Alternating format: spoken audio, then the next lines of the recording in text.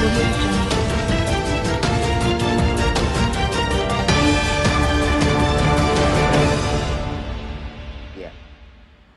Kesaksian Aep itu dijadikan alat bukti oleh penyidik untuk menetapkan tersangka Peggy Setiawan. Salah satunya itu Aep.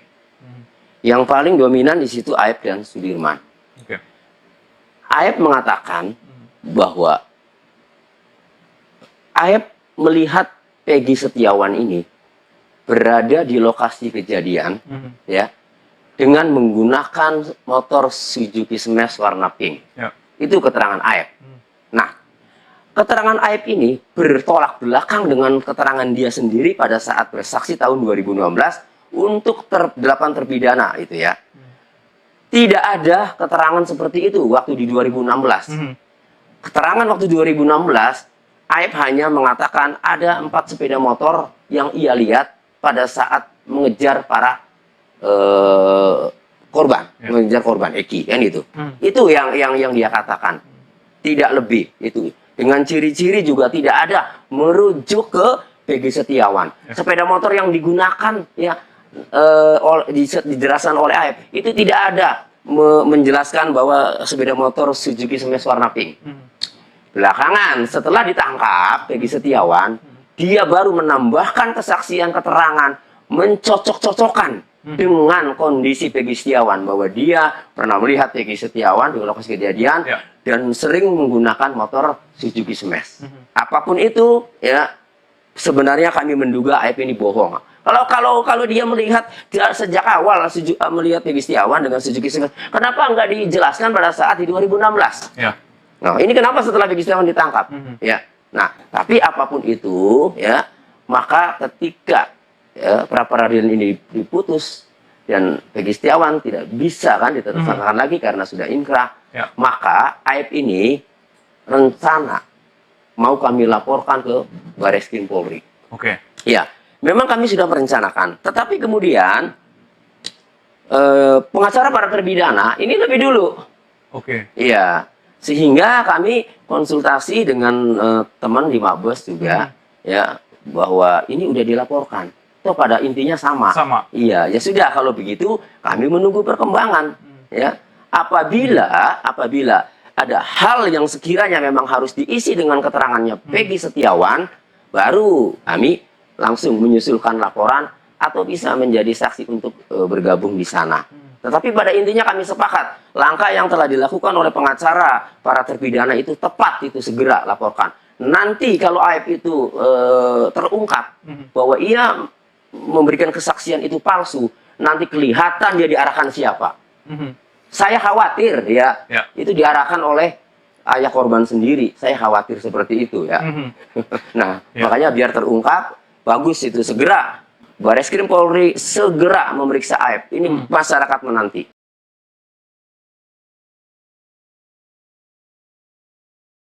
Kami belum tahu ya, apakah saya kalau belum ngecek sendiri itu ya, saya biasa mengecek sendiri ya. Saya walaupun pengacara, saya tidak duduk di meja saja. Kalau saya ingin yakin percaya, terkadang saya harus turun sendiri. Saya belum ngecek, hanya dengar informasi seperti itu. Nah, kemungkinan bisa saja. Karena Aep ini kami menduganya, kami memprediksi Aep ini bohong, kesaksiannya diarahkan. Sehingga ya kalau Aep ini kena diperiksa akan terbongkar ini semuanya. Nah, akan terbongkar siapa yang mengarahkan, sehingga kalau dugaan dilindungi sepertinya iya.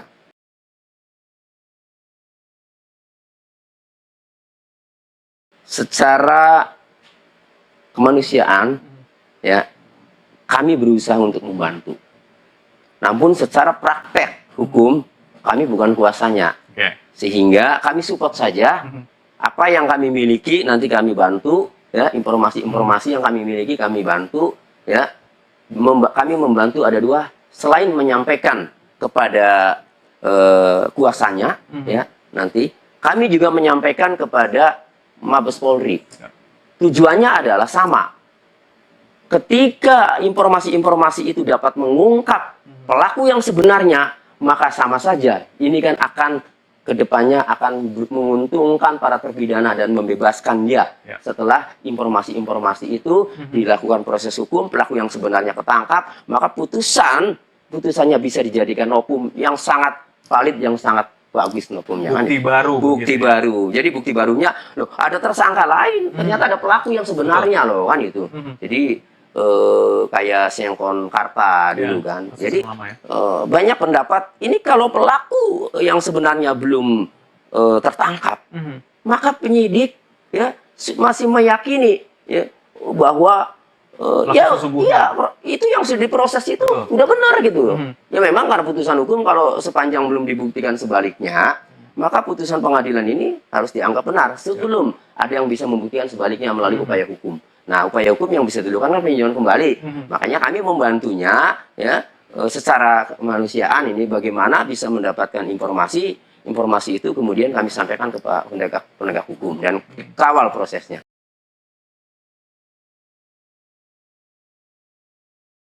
Keterangan Rudiana yang tertuang di dalam BAP dan putusan pengadilan yang sudah terbuka putusannya untuk umum memang sangat-sangat janggal. Rudiana itu dalam putusan pengadilan ya dalam keterangannya itu bahwa ia itu tidak tahu Pak peristiwa itu kejadian itu tidak tahu. Ia ada di rumah dikabari oleh rekan anggota polisi bahwa anaknya itu ada di RSUD Gunung Jati. Setelah ditengok, kemudian katanya kecelakaan ini dari putusan ya. Kecelakaan dan janggal karena banyak luka. Kemudian dicek ke TKP, dicek motornya dan janggal. Kemudian 31 Agustus menemui AF, dapat informasi dari AF, diamankanlah 7 pelaku, yang satunya kan di dalam Rivaldi. Akhirnya jadi 8. Nah, dia itu tidak melihat sendiri, ya, tidak mengalami sendiri, ya. Tetapi dalam BAP-nya yang sudah kami dapat, ketika dalam BAP nomor 5 itu penyidik mengatakan siapa identitas pelaku yang melakukan pembunuhan dan menyetubuhi anak itu, dia langsung jawab, adapun yang melakukan itu pelaku itu adalah 1 kan, Eko Ramadhani, 2 Rival, terus bla bla bla sampai 11. Seolah-olah dia berada di TKP. Ya, padahal dia enggak. Inilah keterangan ini ya. Menurut kami ini jelas ini tidak bisa dipertanggungjawabkan kecuali kalau kalimat dia berdasarkan informasi dari saudara AF atau berdasarkan interogasi saya kepada salah satu pelaku muncullah 11 pelaku ini. Kan kalau begitu kan masih masuk akal. BAP-nya segitu parahnya ya, tetapi hasil pemeriksaan Propam itu kan dinyatakan tidak ada pelanggaran. Kan aneh. Nah, kemudian yang kedua ya, Pak Rudiana ini kan menghilang, kan gitu, ya, menghilang. Nah, harusnya korban itu teriaknya lebih kencang daripada tersangka. Harusnya. Masalah tersangka ini yang lebih kencang. Ini korban, ayah korban, kok tiba-tiba menghilang. Ya, jadi kami sih melihatnya, ya, ditambah kesaksian Liga Akbar bahwa ia saat bersaksi seolah-olah melihat pada saat pelemparan, ya, dan itu tertuang dalam putusan pengadilan. Kemudian Liga Akbar mencabut keterangannya bahwa keterangan yang dulu itu diarahkan oleh Pak Rudiana. Berdasarkan informasi itu juga, maka saya menyimpulkan ya bahwa yang disidangkan ini adalah skenario. Kami menduga yang disidangkan adalah skenario Pak Rudiana. Peristiwanya sebenarnya bukan seperti itu. Kemudian kronologisnya bukan seperti itu. Saksi-saksinya pun terlihat banyak yang dari anggota polisi itu diarahkan. Ditambah tanda-tandanya. Handphone Eki anaknya tidak pernah dijadikan barang bukti, tidak disita. Bayangkan. Padahal kalau anaknya ini mati, handphone dong diambil. Siapa coba yang ngancam? Siapa coba yang WA? Siapa BBM? Siapa coba yang menghubungi komunikasi? Harusnya kan begitu, ini tidak disita. Tidak disitanya handphone Eki ini berdasarkan keterangan Liga Akbar. Teman dekatnya, saya baca, Liga, ini ada 6 handphone dalam putusan yang disita. Ada nggak handphonenya Eki? Oh, tidak ada, Pak. Yakin? Yakin. Ya, saya tahu handphonenya Eki. Ya, Oppo katanya. Ini nggak ada. Ini semuanya Samsung, Nokia, apa. Oke. Janggal kan? Makanya saya wajar kalau mencurigai ini skenario. Kemudian yang kedua, ya, CCTV. CCTV itu yang memberikan kesaksian itu semuanya itu anak buahnya Pak Rudiana, ya, namanya Dodi Irwanto, ya, timnya Pak Rudiana. Dengan Gugun Gumilar, mereka bersaksi. Pertama, mereka bersama-sama dengan Pak Rudiana mengamankan itu 7 pelaku. Kemudian mereka bersaksi bahwa 2 orang ini Dodi Irwanto dan Gugum Gumilar telah mengecek CCTV di lokasi kejadian, namun belum dibuka. Bayangkan, ya. Harusnya apapun petunjuk, apapun, mau handphone, mau CCTV, harusnya dibuka untuk mencari pelaku yang sebenarnya. Nah, kenapa ini tidak dibuka semuanya? Saya khawatir ini menutup-nutupi, karena kalau dilihat CCTV, saya khawatir pelakunya itu bukan 8 orang itu. Betul. Termasuk Peggy Setiawan juga, apalagi bukan, kan gitu. Itu saya khawatir.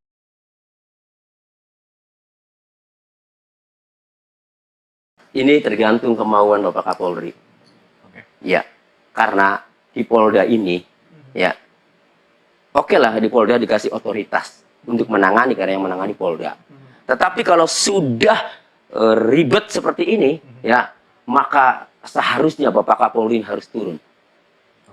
Minimalnya Bapak Kapolda harus turun. Tapi khawatir, jadi saya selama ini tidak pernah mendengarkan statement Bapak Kapolda, ya. Nah, saya nggak ngerti apakah Bapak Kapolda ini tidak berani, ya, atau bagaimana, ya. Tetapi yang paling efektif adalah kalau Bapak Kapolri ada kemauan, maka kasus ini akan terungkap secara transparan, tuntas, sebagaimana keinginan Bapak Presiden Joko Widodo. Tuntas, transparan, jangan ada yang ditutup-tutupi. Sampai hari ini, saya melihat masih ada yang ditutup-tutupi.